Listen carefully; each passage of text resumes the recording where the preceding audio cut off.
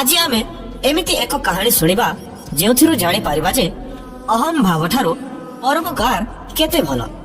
थरे भगवान श्रीकृष्ण और तांकर सखा अर्जुन इच्छा प्रकाश कले जे सेमाने नगरी परिभ्रमण करिवे। सेमाने भ्रमण करिबा पई बाहरी गले।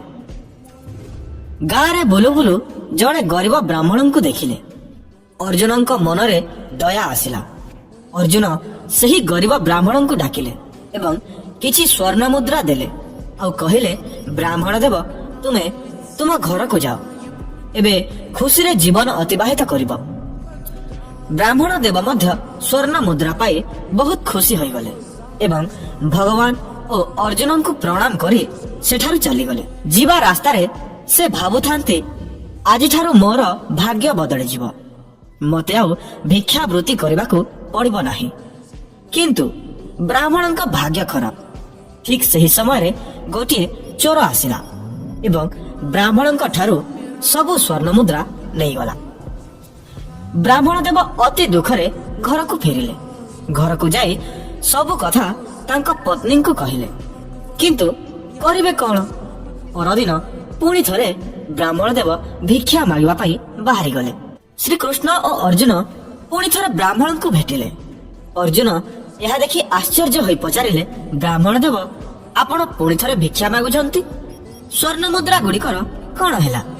ब्राह्मण देव कहिले, मोर भाग्य खराब। फेरिबा बाटरे गोटे चोर आसी से सब नहीं गला। अर्जुन कहिले, किछि कथा नहीं एवं गोटे अति मूल्यवान हेरा बाहर करी ब्राह्मण देव को दे देले आउ कहिले, ब्राह्मण देव जाओ खुशी रे रह। ब्राह्मण देव खुशी रे घर को फेरी आसिले एवं चोरा डर रे हीरा को केउठी रखिबे खोजिबा को लागिले। जेहेतु सेमाने अति गरीब तेणु तांको पाखरे सेमिति किछि सुरक्षित जागा नथिला। कोणरे गोटे पुराना माठिया थिला। ब्राह्मण देव हीराटी को सही माठिया रे लुचेई रखिदेले एवं खुशी रे टिके विश्राम नेले। ब्राह्मण देवंको आखि लागिगला। ब्राह्मण पत्नी नई को पानी आनिबा पई जाई थांते। भाग्यवशतः से नुआ माठियाटी से दिन भांगी पड़िला। ब्राह्मणी घर को आसिले एवं पानी आनिबा पई सही पुराना माठिया को नहीं गले। माठिया रे थिबा हीराटी नई रे पड़ीगला। ब्राह्मणी हीरा विषय रे किछि जानि नाहंती। जेतेबेले घर को आसिले ब्राह्मण देव तांको बहुत रागिले एवं हीरा विषय रे कहिले। हेले कौन करिवे? परदिन सकाले पुणी थरे ब्राह्मण देव भिक्षा मागिबा पई बाहरी गले। भिक्षा मागिबा तो तांकरी काम, नहेले खाइबे कौन?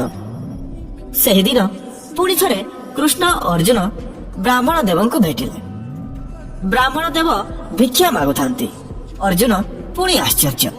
ब्राह्मण देव को डाकिले एवं पचारिले, एबे कौन हैला? ब्राह्मण देव कहिले, प्रभु आपण देइथिबा हीरा नदी रे हजिगला। जेते खोजिले भी आउ मिलिला नहीं। अर्जुन कृष्ण का मुह को चाहिए एवं कहिले, भगवान एबे कौन करिबा?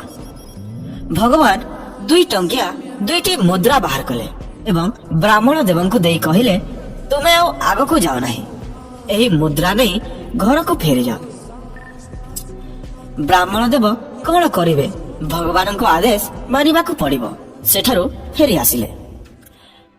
आसिबा बाटरे से मने मने भाबुछंती जे अर्जुन केते भला। से मते सोनार मुद्रा ओ हीरा देइथिले, किंतु भगवान निजे मात्र साधारण मुद्रा देइछंती। कौन करिवे एही मुद्रा? मोर केउ काम रे आसीबो? ए सब भाबी भाबी घर को फेरुथिले।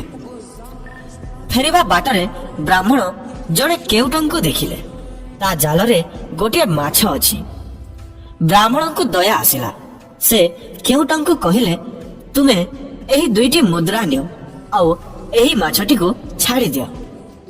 ब्राह्मण माछ को आनी तांको कमंडल रे रखिले, कारण कमंडल रे पानी थिला। ब्राह्मण नई कूल को गले एवं माछ को छाड़िबा पई बाहर कले। एतिकी समय ब्राह्मण देखिले जे तांको कमंडल रे सही हीराटी अछि, जहा नदी रे हरि जाइथिला, कारण सही माछटी हीरा को खाई देइथिला। ବ୍ରାହ୍ମଣ ମାଛକୁ ଛାଡ଼ିଦେଲେ ଆଉ ଖୁସିରେ ବଡ଼ ପାଟିରେ କହିବାକୁ ଲାଗିଲେ, ମିଳିଗଲା ମିଳିଗଲା। ଠିକ୍ ସେହି ସମୟରେ ଚୋରଟି ମଧ୍ୟ ସେହି ରାସ୍ତା ଦେଇ। ଚୋର ଭାବିଲା, ବ୍ରାହ୍ମଣ ବୋଧେ ଏଥର ମତେ ଚିହ୍ନି ପାରିଲେ, ସେଇଥିପାଇଁ ଲୋକଙ୍କୁ ଡାକୁଛନ୍ତି। ଚୋରଟି ଡରି ଡରି ବ୍ରାହ୍ମଣଙ୍କ ପାଖକୁ ଆସିଲା ଏବଂ ସବୁ ସ୍ୱର୍ଣ୍ଣ ମୁଦ୍ରା ଦେଇଦେଲା ଓ କହିଲା, ବ୍ରାହ୍ମଣ ଦେବ ମତେ ଛାଡ଼ି ଦିଅନ୍ତୁ, ମୋର ଭୁଲ ହେଇଗଲା। ଏବେ ବ୍ରାହ୍ମଣ ଦେବଙ୍କ ପାଖରେ ଅର୍ଜୁନ ଦେଇଥିବା ସ୍ୱର୍ଣ୍ଣ ମୁଦ୍ରା ଓ ହୀରା ଦୁଇଟି ଯାକ ଆସି ସାରିଥିଲା। ଏସବୁ ଦେଖି ଅର୍ଜୁନ ପୁଣି ଆଶ୍ଚର୍ଯ୍ୟ ହୋଇ ପଚାରିଲେ, ଭଗବାନ, ମୁଁ ବ୍ରାହ୍ମଣ ଦେବଙ୍କୁ ସ୍ୱର୍ଣ୍ଣ ମୁଦ୍ରା ଦେଲି, ହୀରା ଦେଲି, ହେଲେ ବି ତାର କିଛି ହେଲା ନାହିଁ, କିନ୍ତୁ ତୁମେ ତାଙ୍କୁ କେବଳ ଦୁଇଟି ସାଧାରଣ ମୁଦ୍ରା ଦେଲ ଏବଂ ତାର ଭାଗ୍ୟ ବଦଳିଗଲା। ଏସବୁ କେମିତି ହେଲା? ଭଗବାନ ଶ୍ରୀକୃଷ୍ଣ କହିଲେ, ଅର୍ଜୁନ, ଯେତେବେଳେ ତୁମେ ବ୍ରାହ୍ମଣ ଦେବଙ୍କୁ ସ୍ୱର୍ଣ୍ଣ ମୁଦ୍ରା ଓ ହୀରା ଦେଲ, ତା ମନରେ କେବଳ ଅହଂଭାବ ସୃଷ୍ଟି ହେଲା। ସେ କେବଳ ନିଜର ଚିନ୍ତା କରିବାକୁ ଲାଗିଲା। କିନ୍ତୁ ଯେତେବେଳେ ମୁଁ ତାକୁ ସାଧାରଣ ମୁଦ୍ରା ଦେଲି, ସେ ଗୋଟିଏ ଜୀବର ଜୀବନ ରକ୍ଷା କରିବା ପାଇଁ ଭାବିଲା। ଯେତେବେଳେ ସେ ନିଜର ସ୍ୱାର୍ଥ ଛାଡ଼ି ପରୋପକାର କରିବା ପାଇଁ ଭାବିଲା, ସେହି ସମୟରେ ହିଁ ତାର ଭାଗ୍ୟ ବଦଳିଗଲା। ତ ବନ୍ଧୁଗଣ, ସେଇଥିପାଇଁ ଯଥାସମ୍ଭବ ସାହାଯ୍ୟ କରନ୍ତୁ, ଦେଖିବେ ନିଶ୍ଚୟ ସବୁକିଛି ଠିକ୍ ହେଇଯିବ।